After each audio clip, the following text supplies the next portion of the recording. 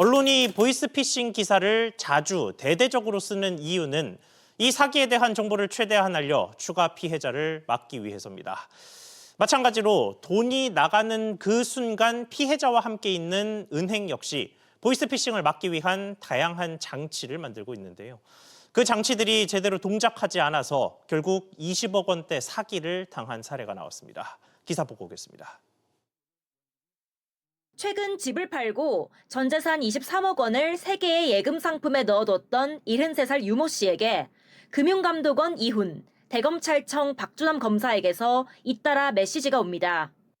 범죄 자금이 아닌 걸 증명하려면 자신들에게 송금을 해서 검사를 받아야 한다며 자녀들에게 알리면 위험해진다고까지 말합니다.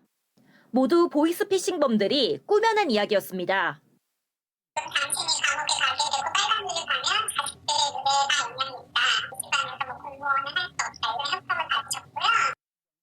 유 씨는 보이스피싱 일당에게 5일에 걸쳐 회당 9,500만 원씩 모두 23번에 나눠 총 21억 원을 보냈습니다.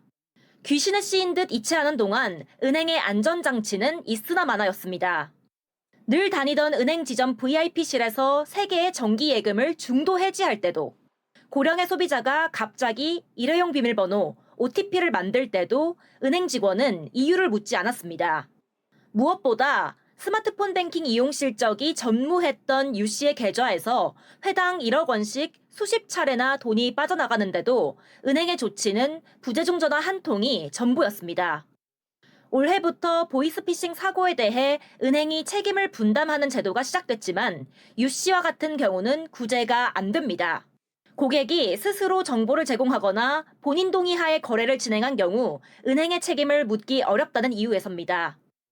진짜 그를 알지 못하는 사람 위험에 노출되는 것을 보호해 주려면 은행원에게는 의무와 권리를 주고 경찰에게 권한을 주라는 얘기죠. 그 권리도 의무도 없단 말이에요. 권리 없이 했다가는 오히려 죄가 되고 의무가 없는 사람들이 굳이 그걸 신경 써서 관심을 가질 이유도 없는 것이고.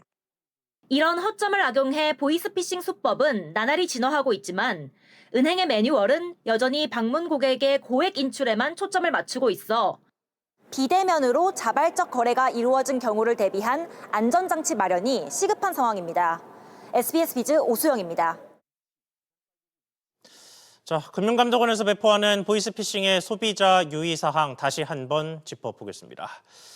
첫째, 제도권 금융은 전화나 문자를 통해서 대출, 개인정보, 자금 이체 요구, 뱅킹 앱 설치 요구 등을 절대 하지 않습니다. 다 거절하시면 됩니다. 둘째, 모르는 문자에 터치할 수 있는 사이트 주소가 있다면 무조건 무시하셔야 합니다. 터치 한 번으로 기기가 해킹될 수 있습니다. 셋째, 그럼에도 어딘가로 돈을 보냈다면 즉시 은행에 계좌 지급 정지를 신청하셔야 합니다.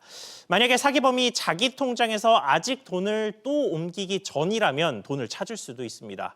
실제로 지난해 보이스피싱 피해액 1,965억 원 중 652억 원은 주인에게 돌아갔습니다.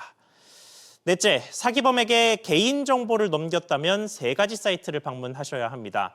먼저 금융감독원의 개인정보 노출자 사고 예방 시스템이라는 사이트에 들어가셔서 신규 계좌와 신용카드 개설을 막고 또 금융거래원의 계좌 정보 통합관리 서비스라는 곳에 들어가셔서 내 계좌 한눈에 서비스를 찾고 누가 내 정보로 모르는 계좌를 만들지는 않았는지 확인하셔야 하고요. 마지막으로 한국정보통신진흥협회의 명의도용 방지 서비스 사이트에 접속을 하셔서 내 명의로 된 모르는 휴대전화가 개통되지 않도록 차단해야 합니다.